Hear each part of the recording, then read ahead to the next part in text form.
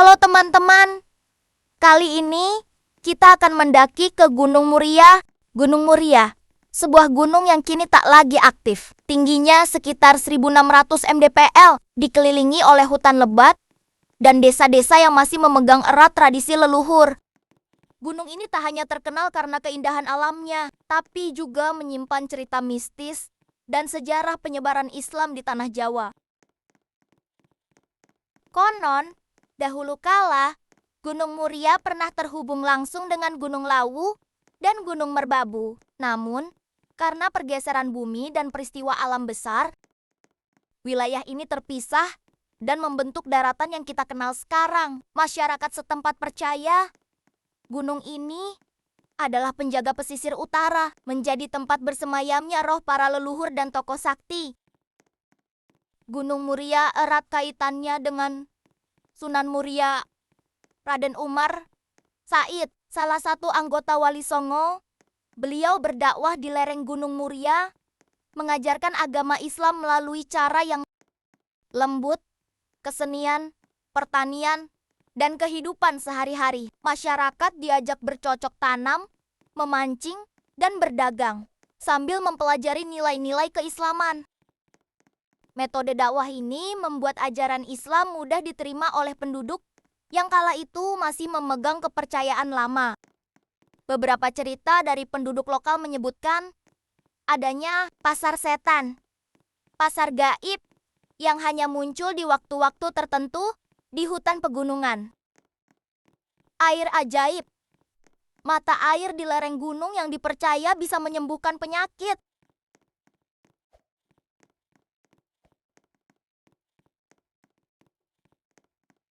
Suara gamelan.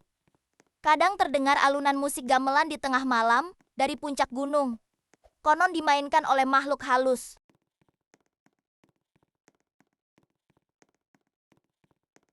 Kini Gunung Muria menjadi destinasi wisata alam dan religi. Banyak pendaki datang untuk menikmati pemandangan Laut Jawa dari puncaknya. Sementara peziarah mengunjungi makam Sunan Muria di Desa Colo, Kudus.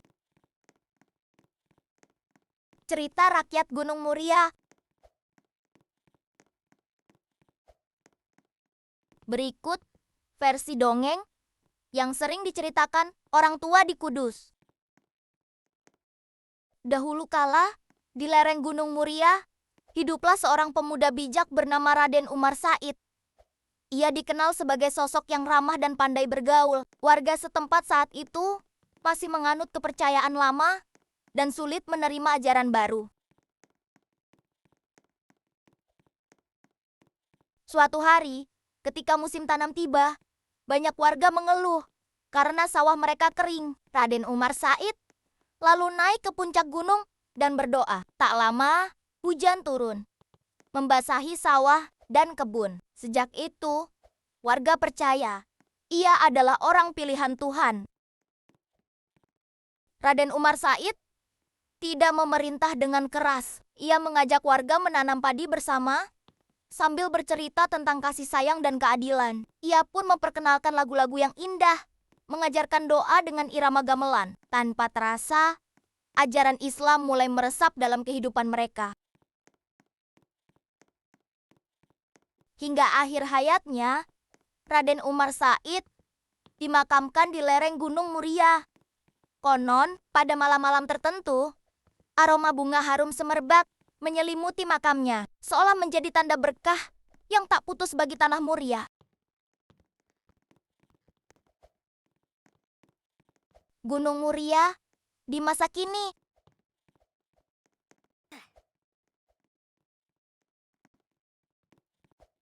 Sekarang Gunung Muria menjadi tempat wisata alam bagi pendaki dan pecinta panorama, tempat ziarah bagi peziarah makam Sunan Muria, sumber penghidupan bagi petani kopi, cengkeh, dan sayuran di lerengnya. Bagi warga, Gunung Muria adalah simbol kesuburan, berkah, dan sejarah yang tak boleh dilupakan. Terima kasih ya teman-teman sudah menonton video saya. Mohon maaf apabila ada yang kurang atau salah di dalam cerita ini. Terima kasih. dan sampai jumpa.